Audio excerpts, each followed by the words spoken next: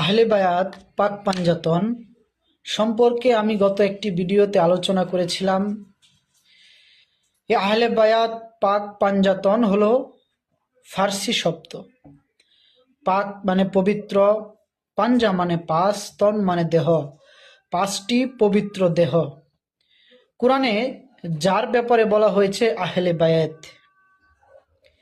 আহলে বায়াত সম্পর্কে কোরআনে একাধিকবার অসংখ্য আয়াত নাজিল হয়েছে।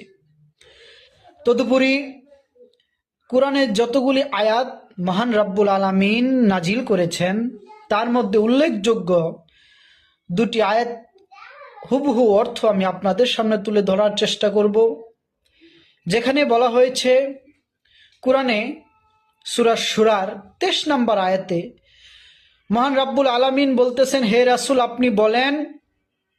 আপনি বলে দিন যে আমি তোমাদের কাছে কোনো পারিশ্রমিক চাই না, শুধু আমার আহলে বায়াতের ভালোবাসা ব্যতীত। আমি তোমাদের কাছে কোনো পারিশ্রমিক চাই না, শুধু আমার ভালোবাসা। কিসের ভালোবাসা? আহলে বায়াতের ভালোবাসা।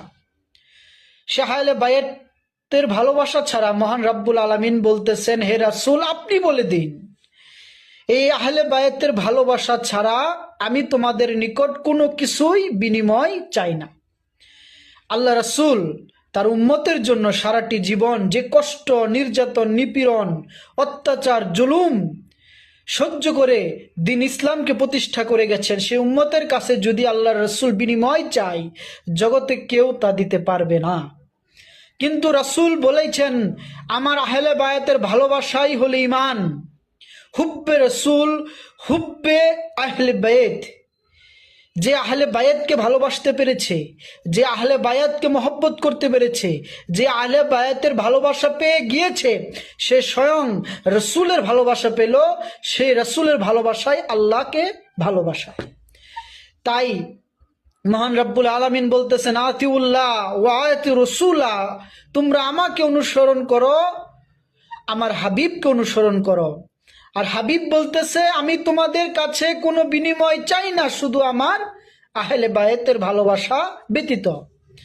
এখন প্রশ্ন আসতে পারে, আহলে বায়াত সম্পর্কে বা আমরা কতটুকু জানি? আহলে বায়াত জিনিসটা কি?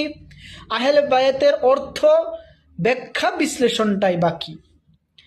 যদি আহলে বায়াত সম্পর্কে আরো স্পষ্টভাবে ধারণা নিতে চান, তবে কোরআনের আরেকটি সূরা, সূরা আলে ইমরান 61 নম্বর আয়াত নোট করে নিতে পারেন। যারা আহলে বায়াত সম্পর্কে মনের ভিতরে কিছু